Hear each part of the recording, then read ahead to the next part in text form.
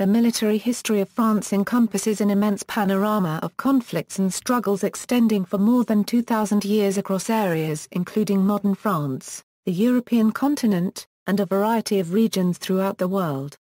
The first major recorded wars in the territory of modern-day France itself revolved around the Gallo-Roman conflict that predominated from 60 BC to 50 BC.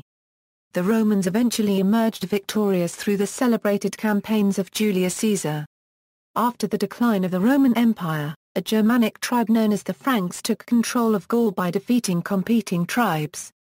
The land of Francia, from which France gets its name, had high points of expansion under kings Clovis I and Charlemagne, who established the nucleus of the future French state. In the Middle Ages, rivalries with England and the Holy Roman Empire prompted major conflicts such as the Norman Conquest and the Hundred Years' War. With an increasingly centralized monarchy, the first standing army since Roman times, and the use of artillery, France expelled the English from its territory and came out of the Middle Ages as the most powerful nation in Europe, only to lose that status to Spain following defeat in the Italian Wars. The Wars of Religion crippled France in the late 16th century, but a major victory over Spain in the 30 Years' War made France the most powerful nation on the continent once more. In parallel, France developed its first colonial empire in Asia, Africa, and in the Americas.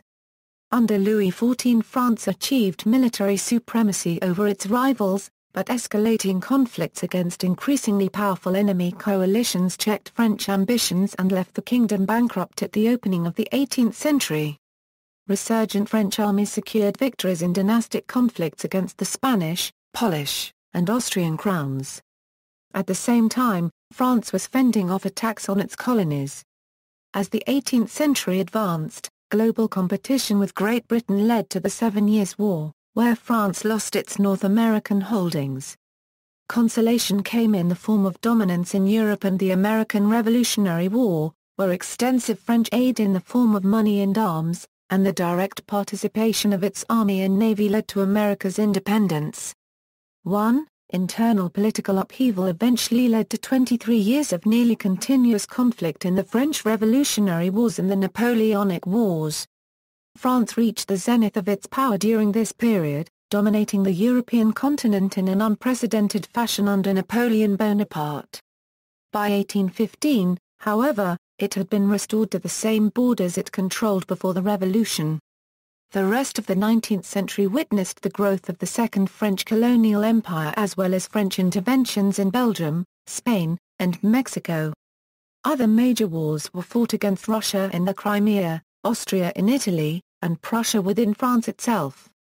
Following defeat in the Franco-Prussian War, Franco-Euro-German rivalry erupted again in the First World War. France and its allies were victorious this time. Social, political, and economic upheaval in the wake of the conflict led to the Second World War, in which the Allies were defeated in the Battle of France and the French government surrendered and was replaced with an authoritarian regime. The Allies, including the government in exile's Free French forces and later a liberated French nation, eventually emerged victorious over the Axis powers. As a result, France secured an occupation zone in Germany and a permanent seat on the United Nations Security Council. The imperative of avoiding a third Franco-German conflict on the scale of those of two world wars paved the way for European integration starting in the 1950s.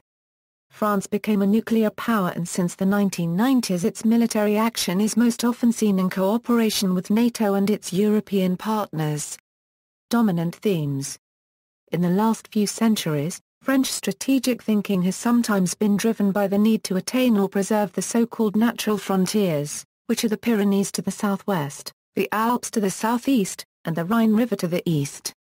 2. Starting with Clovis, 1,500 years of warfare and diplomacy has witnessed the accomplishment of most of these objectives.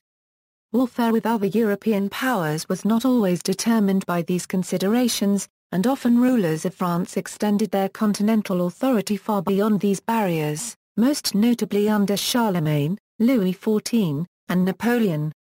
3. These periods of heavy militaristic activity were characterized by their own peculiar conventions, but all required strong central leadership in order to permit the extension of French rule.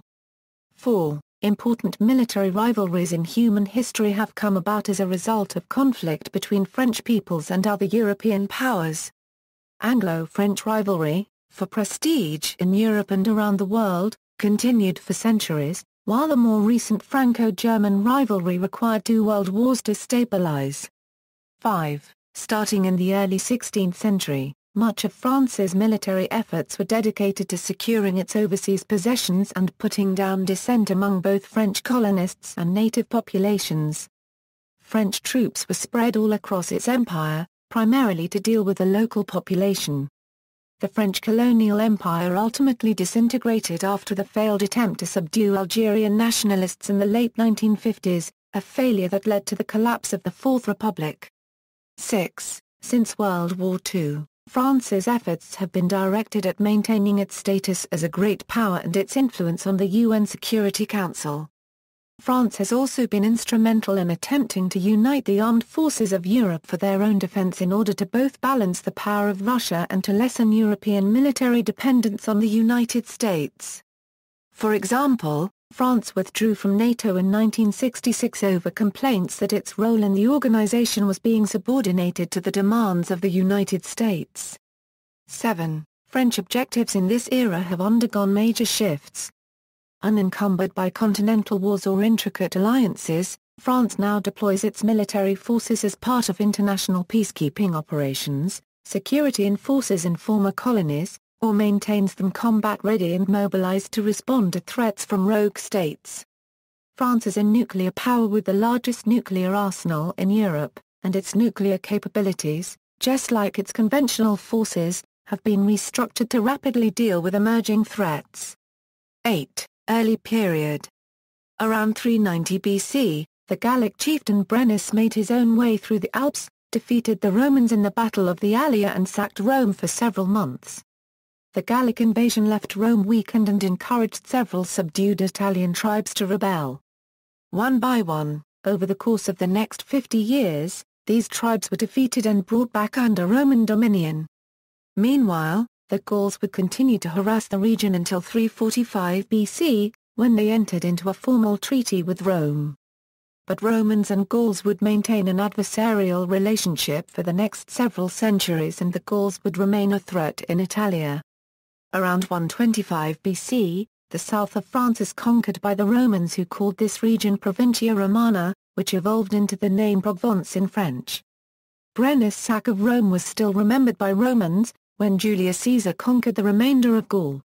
Initially Caesar met with little Gallic resistance. The 60 or so tribes that made up Gaul were unable to unite and defeat the Roman army, something Caesar exploited by pitting one tribe against another. In 58 BC, Caesar defeated the Germanic tribe of the Cebi, which was led by Ariovistus. The following year he conquered the Belgian Gauls after claiming that they were conspiring against Rome. The string of victories continued in a naval triumph against the Veneti in 56 BC. In 53 BC, a united Gallic resistance movement under Vercingetorix emerged for the first time. Caesar laid siege to the fortified city of Avaricum and broke through the defences after 25 days, with only 800 out of the 40,000 inhabitants managing to escape. 9. He then besieged Gergovia, Vercingetorix's hometown, and suffered one of the worst defeats in his career when he had to retreat to suppress a revolt in another part of Gaul. After returning, Caesar surrounded Vercingetorix at Aelzia in 52 BC. The townspeople were starved into submission and Caesar's unique defensive earthworks, protruding towards the city and away from it in order to stop a massive Gallic relief force, 10, eventually forced Vercingetorix to surrender. The Gallic wars were over. Gallo-Roman culture settled over the region in the next few centuries, but as Roman power weakened in the 4th and 5th centuries, a Germanic tribe, the Franks, overran large areas that today form modern France. Under King Clovis I in the late 5th and early 6th centuries, Frankish dominions quadrupled as they managed to defeat successive opponents for control of Gaul. In 486 the Frankish armies under Clovis triumphed over Syagrius, the last Roman official in northern Gaul, at the Battle of Soissons. 11. In 491 Clovis defeated Thuringians east of his territories. In 496 he overcame the Alemanni at the Battle of Tolbiac. In 507 he scored the most impressive victory in his career, prevailing at the Battle of Volakoperite against the Visigoths, who were led by Alaric II, the conqueror of Spain. 12. Following Clovis, territorial divisions in the Frankish domain sparked intense rivalry between the western part of the kingdom, Neustria, and the eastern part, Austrasia. The two were sometimes united under one king, but from the 6th to the 8th centuries they often warred against each other. Early in the 8th century, the Franks were preoccupied with Islamic invasions across the Pyrenees and up the Rhone valley. Two key battles during this period were the Battle of Toulouse and the Battle of Tours, both won by the Franks, and both instrumental in slowing Islamic incursions. Claims that these victories permitted the independent development of European civilizations seem exaggerated. 13, but nonetheless they were major symbolic triumphs over the Islamic hordes. 14. Under Charlemagne the Franks reached the height of their power. After campaigns against Lombards, Avars, Saxons, and Basques, the resulting Carolingian Empire stretched from the Pyrenees to central Germany, from the North Sea to the Adriatic. In 800 the Pope made Charlemagne Emperor of the West in return for protection of the Church. The Carolingian Empire was a conscious effort to recreate a central administration modelled on that of the Roman Empire. 15, but the motivations behind military expansion differed. Charlemagne hoped to provide his nobles an incentive to fight by encouraging looting on campaign. Plunder and spoils of war were stronger temptations than imperial expansion, and several regions were invaded over and over in order to bolster the coffers of Frankish nobility.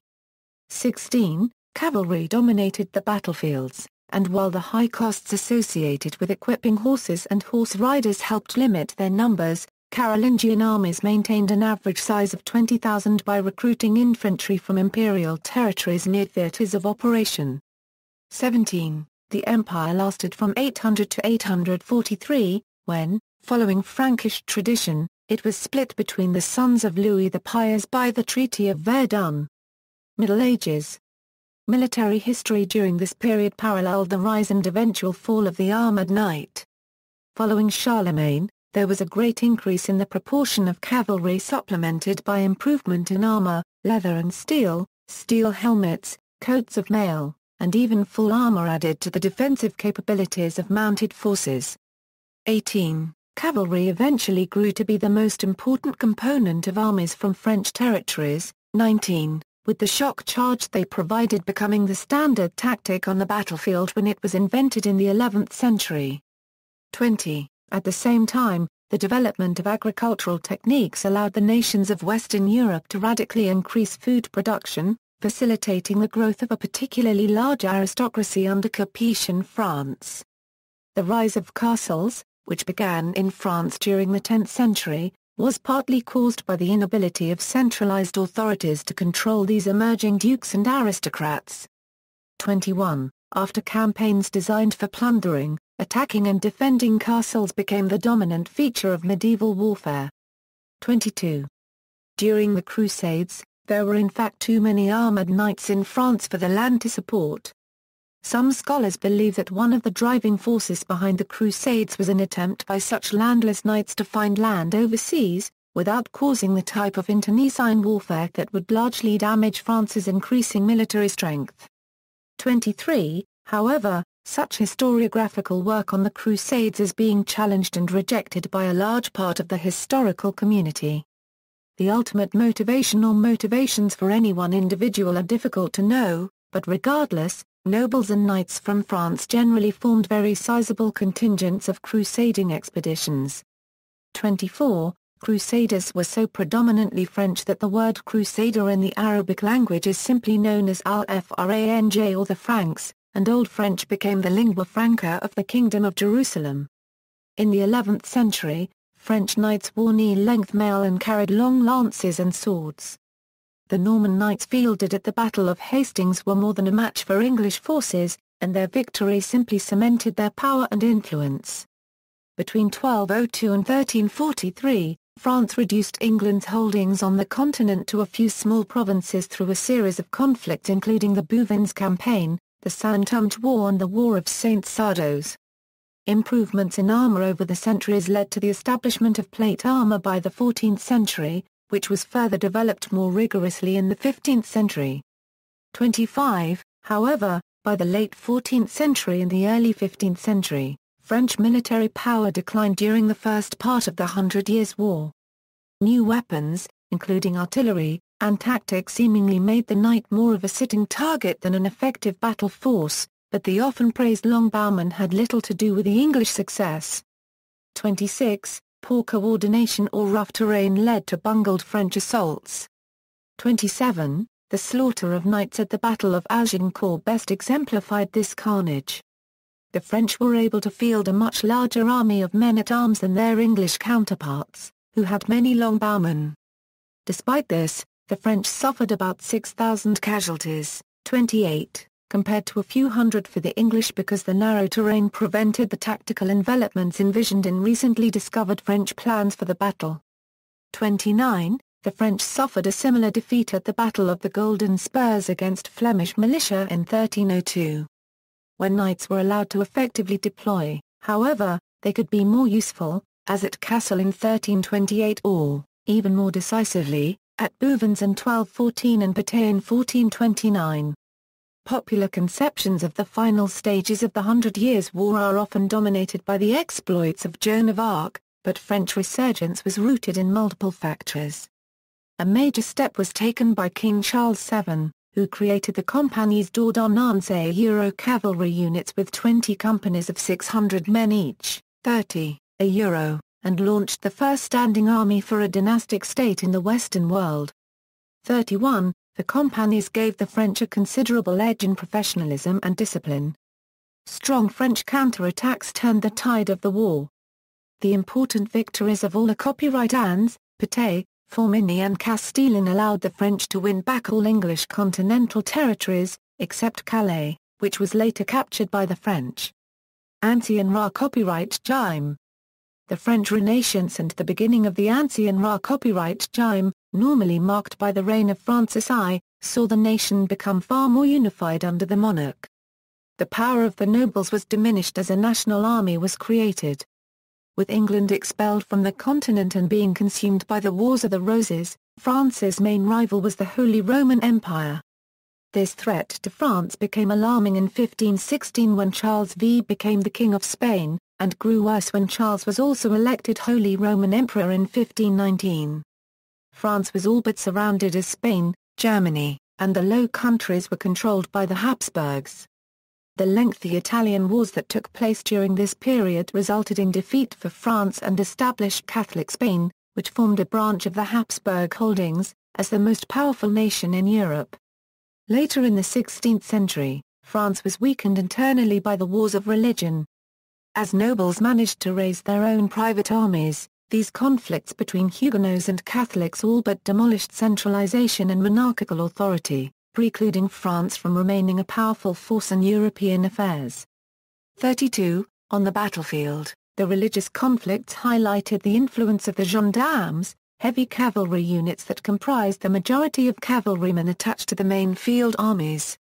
33. The pride of the royal cavalry, gendarme companies were often attached to the main royal army in hopes of inflicting a decisive defeat on Huguenot forces, although secondary detachments were also used for scouting and intercepting enemy troops. 34.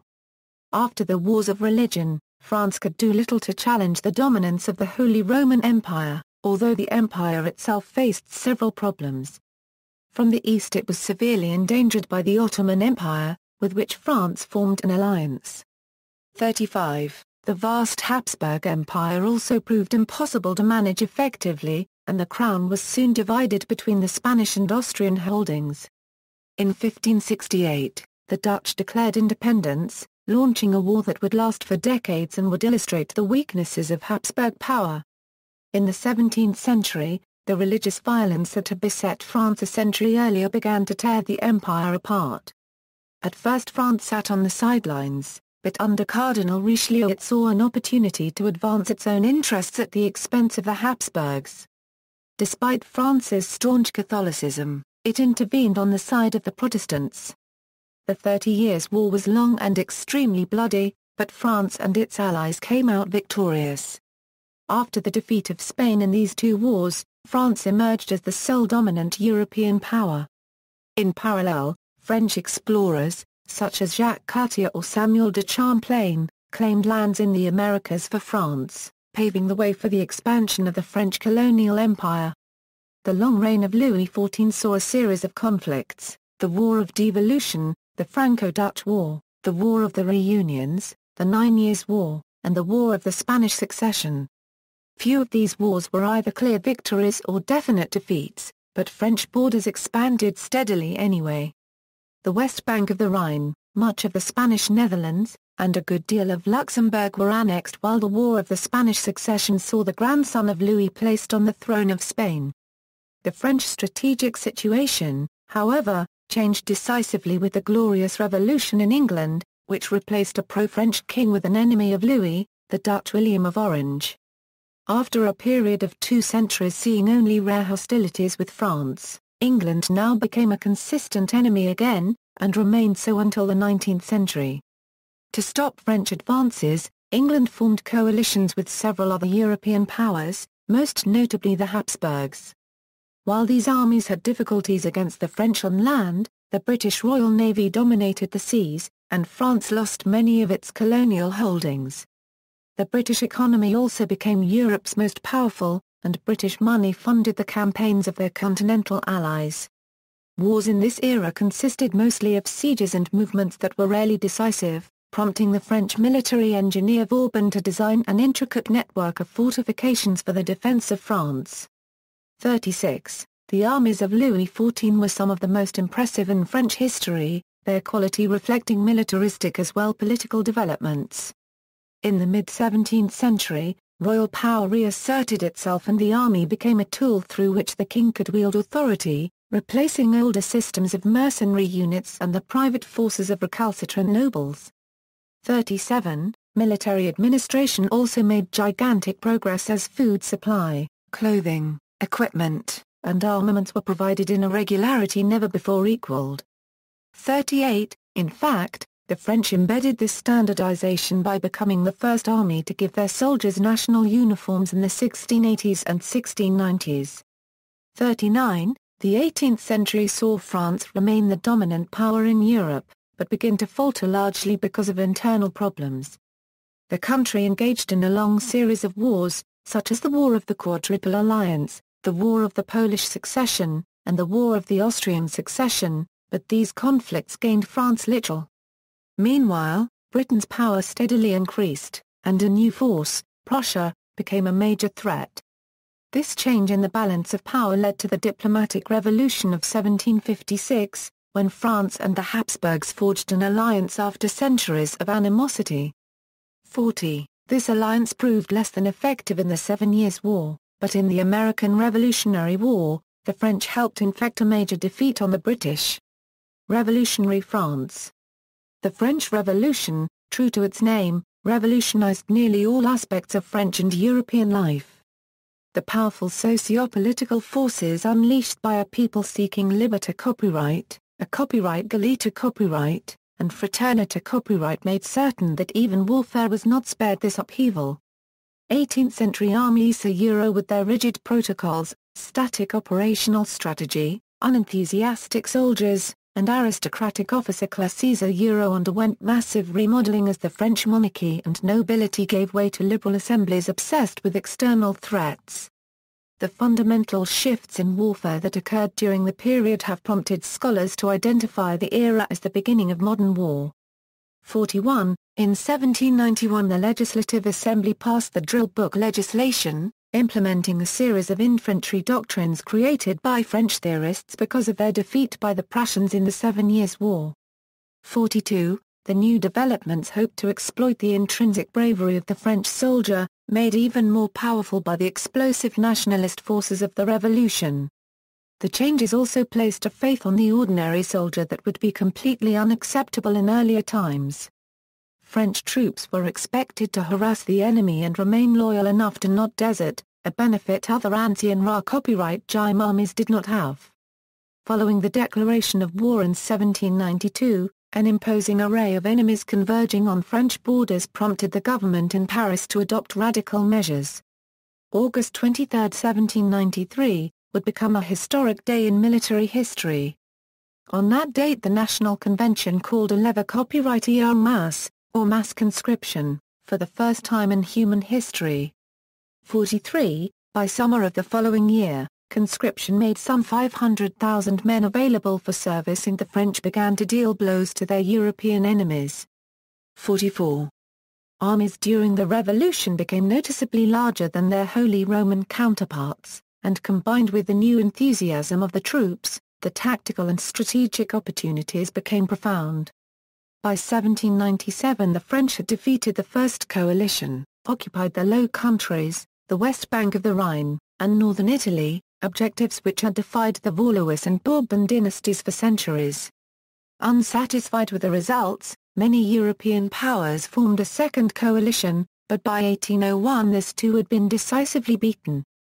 Another key aspect of French success was the changes wrought in the officer classes. Traditionally, European armies left major command positions to those who could be trusted, namely, the aristocracy. The hectic nature of the French Revolution, however, tore apart France's old army, meaning new men were required to become officers and commanders. 45. Besides opening a flood of tactical and strategic opportunities, the Revolutionary Wars also laid the foundation for modern military theory. Later authors that wrote about nations in arms drew inspiration from the French Revolution, in which dire circumstances seemingly mobilized the entire French nation for war and incorporated nationalism into the fabric of military history. 46. Although the reality of war in the France of 1795 would be different from that in the France of 1915, conceptions and mentalities of war evolved significantly.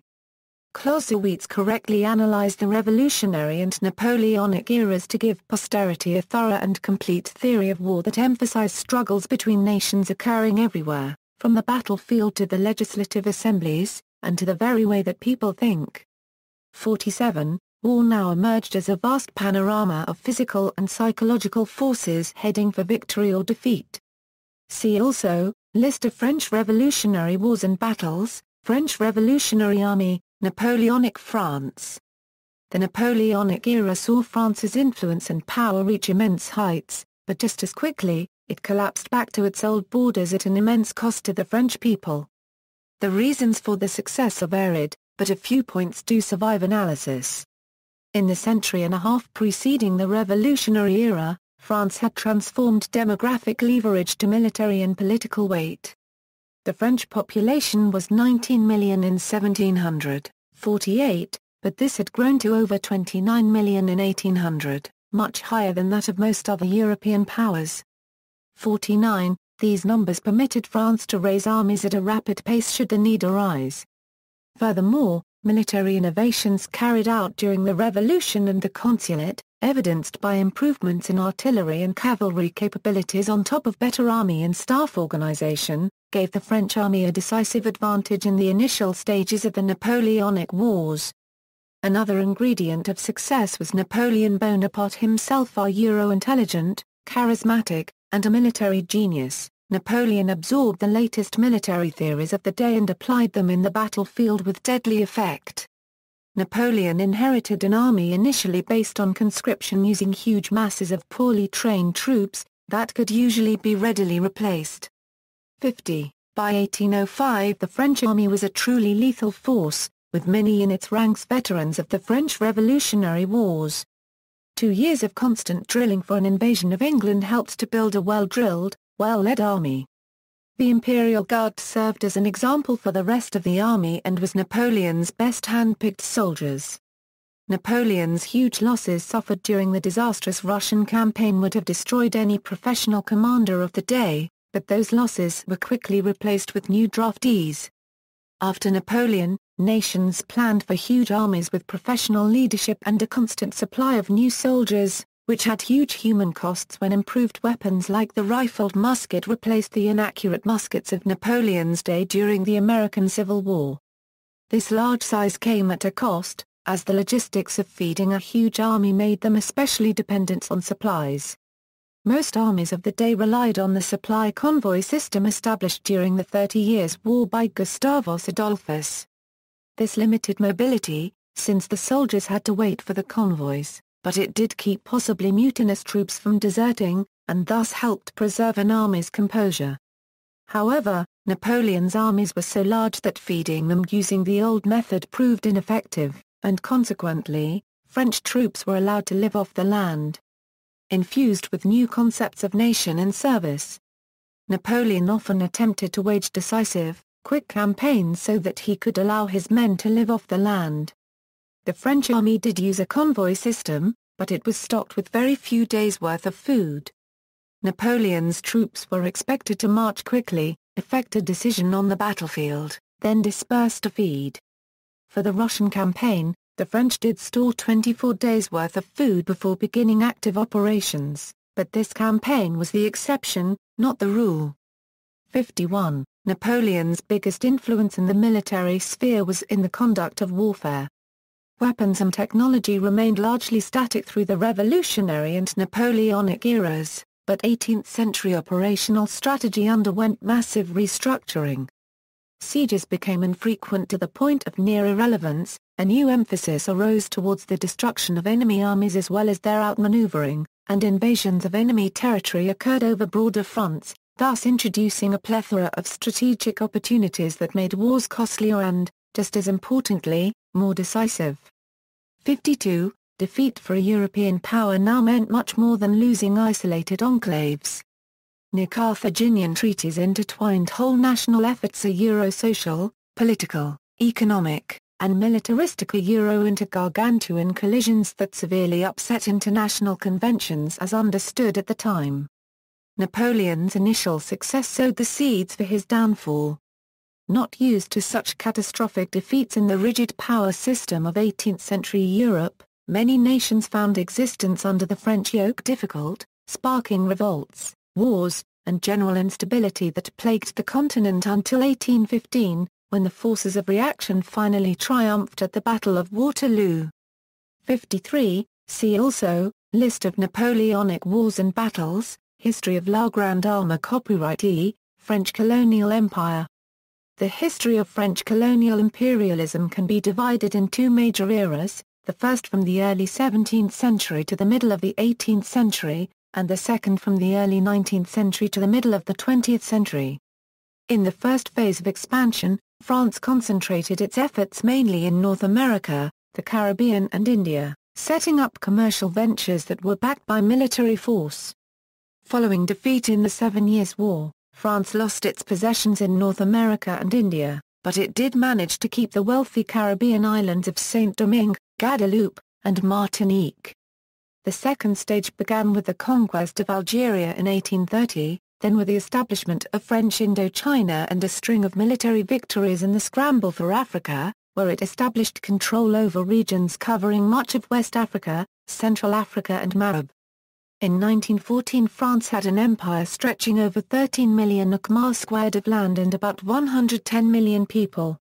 54. Following victory in World War I, Togo and most of Cameroon were also added to the French possessions, and Syria and Lebanon became French mandates.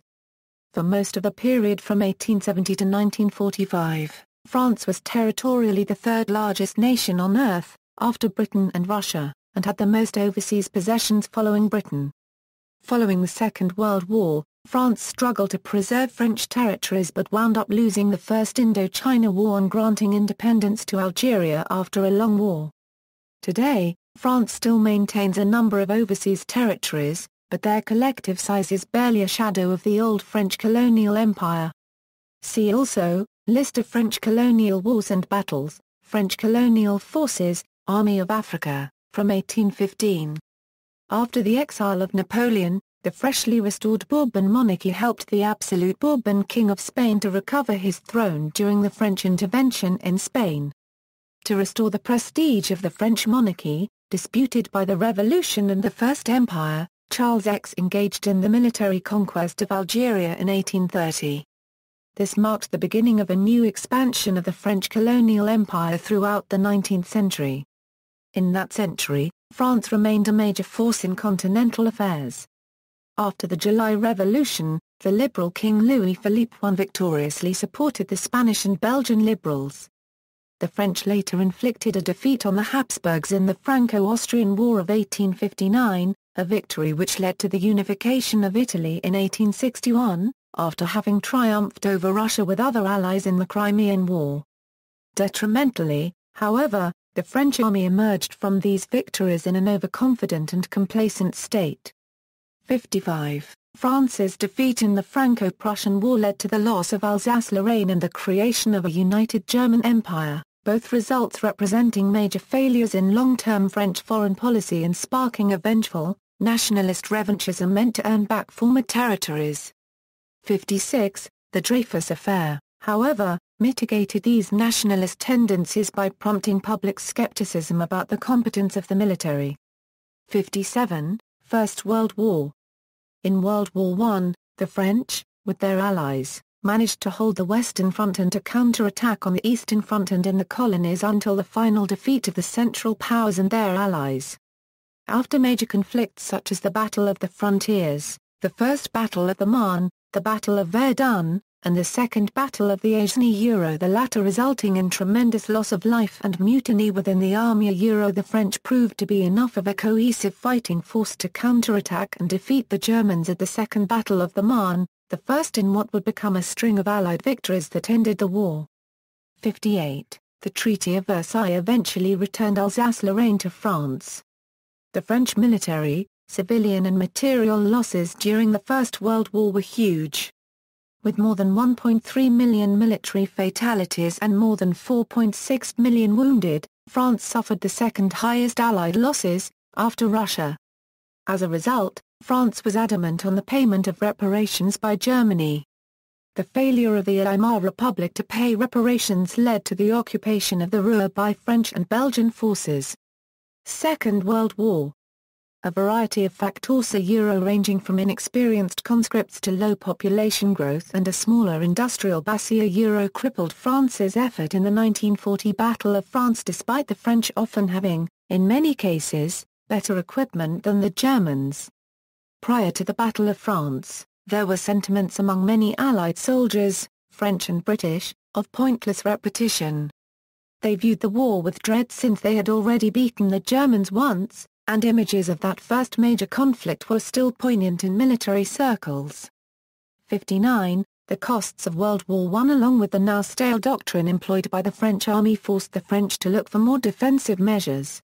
The Maginot Line was the result of these deliberations. The French originally allocated 3 billion francs for the project, but by 1935 7 billion had been spent. 60. The Maginot Line succeeded in holding off the German attack. 61. However, while the French thought that the main weight of the German attack would arrive through central Belgium, and accordingly deployed their forces here, the assault actually came further south in the Ardennes forest. 62. The Third Republic collapsed in the resulting Battle of France. After the defeat, Vichy France cooperated with the Axis powers until 1944. While Charles de Gaulle exhorted the French people to join the Allied armies, French Vichy forces participated in direct action against Allied forces, inflicting casualties in some cases. The Normandy landings in that year were the first step towards the eventual liberation of France. The Free French forces, under de Gaulle, had participated widely throughout previous campaigns, and their large size made them notable at the end of the war. As early as the winter of 1943, the French already had nearly 260,000 soldiers, 63, and these numbers only grew as the war progressed. At the end of the conflict, France was given one of 4 occupation zones in Germany and in Berlin and Austria. Post-1945 warfare. Following the 1939-45 war, decolonization spread through the former European empires. Following the First Indochina War, they withdrew from Vietnam, Laos and Cambodia. The military also tried to keep control of Algeria during the Algerian War, when French forces attempted to defeat the Algerian rebels. Despite its military victory, France granted independence to Algerians. French Algeria was home to over 1 million of settlers. De Gaulle's decision to grant independence to Algeria almost led to a civil war, supported by various Pied Noir, Harki and nationalist factions, including the FAF and the OAS, and resulted in the establishment of the Fifth Republic. By 1960 France had lost its direct military influence over all of its former colonies in Africa and Indochina. Nonetheless, several colonies in the Pacific, Caribbean, Indian Oceans and South America remain French territory to this day, and France kept a form of indirect political influence in Africa colloquially known as the Frana section Afrique. As President of the French Republic, Charles de Gaulle oversaw the development of French atomic weapons and promoted a foreign policy independent of U.S. influence. He withdrew France from NATO military command although remaining a member of the Western Alliance. France intervened in various post-colonial conflicts, supporting former colonies, NATO peacekeeping missions in war-torn countries and many humanitarian missions. As a nuclear power and having some of the best trained and best equipped forces in the world, the French military has now as some of its primary objectives, the defense of national territory, the protection of French interests abroad, and the maintenance of global stability. Conflicts indicative of these objectives are the Gulf War in 1991 when France sent 18,000 troops, 60 combat aircraft, 120 helicopters, and 40 tanks, 64, and Mission Ha copyright Ricola S in the war in Afghanistan, along with recent interventions in Africa. African interventions during the early 21st century include peacekeeping actions in Quartier d'Ivoire, which involved brief direct fighting between the French and Ivorian armies in 2004. French forces returned to Quartier d'Ivoire in 2011 to remove the Ivorian president. In the same year, France played a pivotal role in the 2011 military intervention in Libya against Muammar Gaddafi. The year after, France intervened in Mali during that country's civil war, as Islamist militants appeared to threaten the south after seizing control of the arid north. Changes in the government of France, including socialist Frana section Holland becoming president in 2012 after years of centre-right governance, have done little to alter Paris' foreign policy in Africa. Holland also proposed French military involvement in the Syrian civil war in the wake of chemical attacks. French intelligence reports linked to the forces of President Bashar al-Assad in mid-2013. France has encouraged military cooperation at an EU level, starting with the formation of the Franco-German Brigade in 1987 and Eurocorps in 1992, based in Strasbourg. In 2009 a battalion of German light infantry was moved to Alsace, the first time German troops had been stationed in France since the Nazi occupation of World War II. This process has not been immune to budget cuts. In October 2013 France announced the closure of her last infantry regiment in Germany, thus marking the end of a major presence across the Rhine, although both countries will maintain around 500 troops on each other's territory. The UK has always preferred cooperation through NATO rather than the EU, but as fellow members of the UN Security Council with many interests and problems in common, the two countries have a long history of bilateral collaboration. This has occurred both at government level and in industrial programs like the SAPEC-Jaguar, whilst corporate mergers have seen Thales and MBDA emerge as major defense companies spanning both countries. The financial crisis of 2007-08 led to renewed pressure on military budgets and the austerity alliance enshrined in the Lancaster House Treaties of 2010. These promised close integration in both procurement and at an operational level, reaching into the most sensitive areas such as nuclear warheads. Topical subjects: French Air Force. The armor copyright E de l'Air became one of the first professional air forces in the world when it was founded in 1909. The French took active interest in developing their air force and had the first fighter pilots of World War I. During the interwar years, however, particularly in the 1930s, the quality fell when compared with the Luftwaffe, which crushed both the French and British air forces during the Battle of France. In the post-Euro World War II era, the French made a concerted and successful effort to develop a homegrown aircraft industry. Dassault Aviation led the way forward with their unique and effective delta wing designs, which formed the basis for the famous Mirage series of jet fighters. The Mirage repeatedly demonstrated its deadly abilities in the Six-Day War and the Gulf War, becoming one of the most popular and well-sold aircraft in the history of military aviation along the way. 65. Currently, the French are awaiting the A400M military transport aircraft, which is still in developmental stages, and the integration of the new Rafale multi-role jet fighter, whose first squadron of 20 aircraft became operational in 2006 at Saint-Dizier. 66. French Navy. Medieval fleets, in France as elsewhere, were almost entirely composed of merchant ships enlisted into naval service in time of war, but the early beginnings of the French naval history goes back to that era. The first battle of the French Navy was the Battle of Arnemuiden, where it defeated the English Navy. The Battle of Arnemuiden was also the first naval battle using artillery. It was later defeated by an Anglo-Flemish fleet at the Battle of Sluys and, with Castilian help, managed to beat the English at La Rochelle, both battles playing a crucial role in the development of the Hundred Years' War. However, the Navy did not become a consistent instrument of national power until the 17th century with Louis XIV. Under the tutelage of the Sun King, the French Navy was well financed and equipped, managing to resoundingly defeat a combined Spanish-Dutch fleet at the Battle of Palermo in 1676 during the Franco-Dutch War, although, along with the English Navy, it suffered several strategic reversals against the Dutch, who were led by the brilliant Michiel de Ruyter.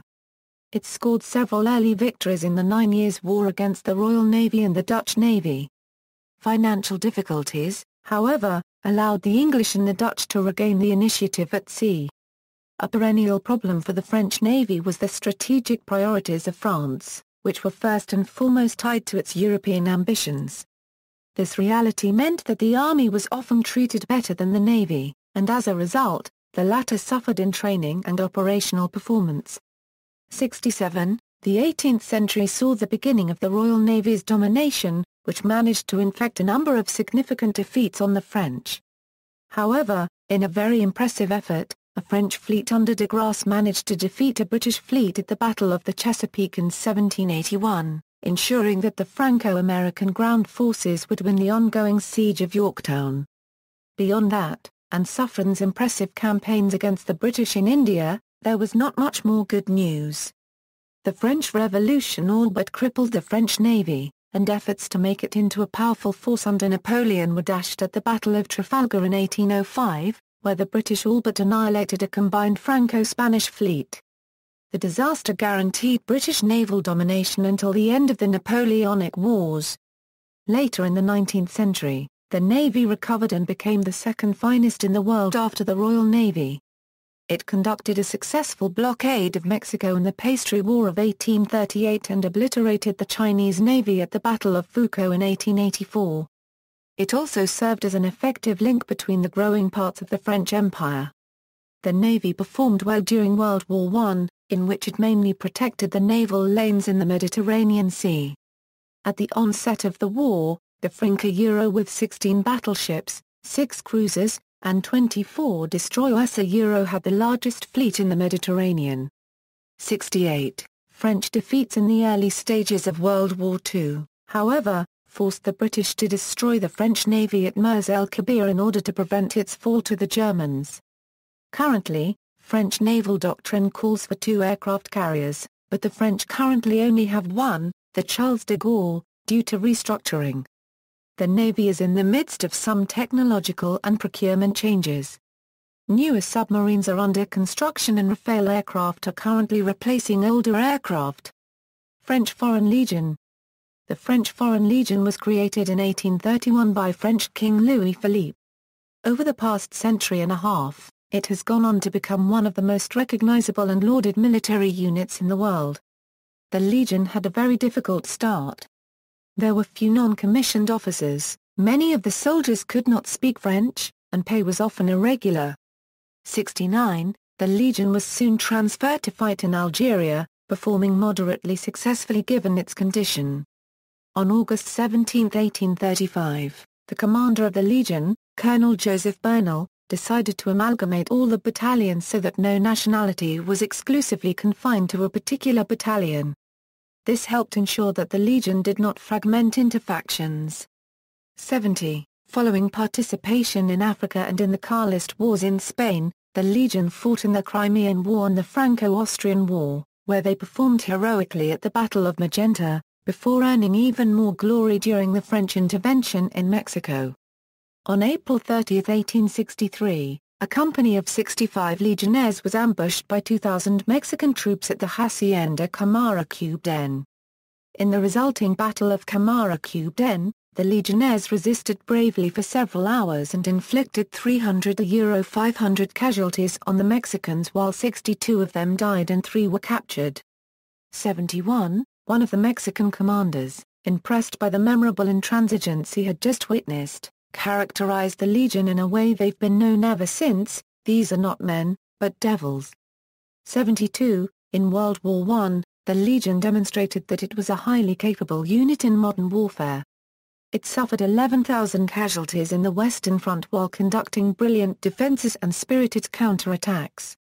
73, following the debacle in the Battle of France in 1940, the Legion was split between those who supported the Vichy government and those who joined the Free French under de Gaulle.